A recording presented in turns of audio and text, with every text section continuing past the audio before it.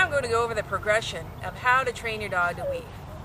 We're going to start off with a dog on leash, using a flat buckle collar on them. We don't want to use a slip lead or a choke chain because we don't want to choke them when they're trying to learn how to do agility. We're just going to resist them from going wrong. Gather the leash up in your left hand if you're weaving in this direction. Try not to have your right hand involved because it'll turn your shoulders and your feet perpendicular to the weavepoles. In agility, your feet and your shoulders are very important and you need to face the course. So just use the hand that's closest to your dog. Weave. Just resist your dog from going wrong. Good girl. Good girl. Good job. When you weave in one direction, it's a good idea to turn around and go back. This way I'll be training in my left hand and then going back on my right hand. This should help me to be balanced, so I'm comfortable with my dog being on my heel side or my other side. Weave. Good girl. Good girl. That's it. Good job. You want to use the leash just to resist your dog from going wrong. If her head starts to go around the pole incorrectly, I'm just going to resist her. Try to stay at your dog's shoulder.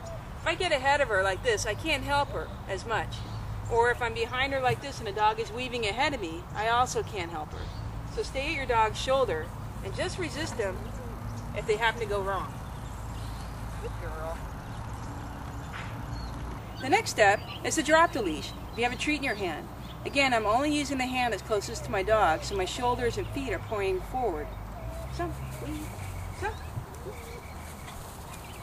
weave, come on.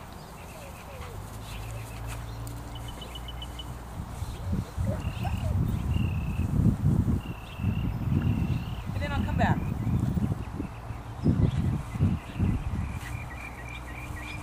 Good. If you feel comfortable that your dog will stay with you when you have a treat in your hand, go ahead and take the leash off. We need to do agility with the leash off. Weave. Good girl. Some dogs do better when the leash is off. Weave. Good girl.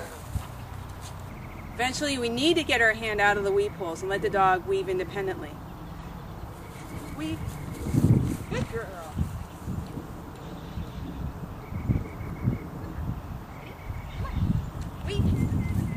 Good job. Good job.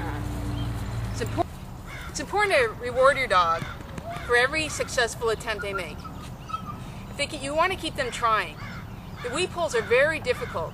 Try to imagine that it's a really difficult computer program and your boss is on your shoulder and he's saying, no, no. You're not going to want to go near the computer again. That's what we don't want to see in the dogs when they're trying to weave. We need to encourage them to keep trying. Make sure you reward them when they're successful. If they're not successful after a couple of tries, you need to make it easier.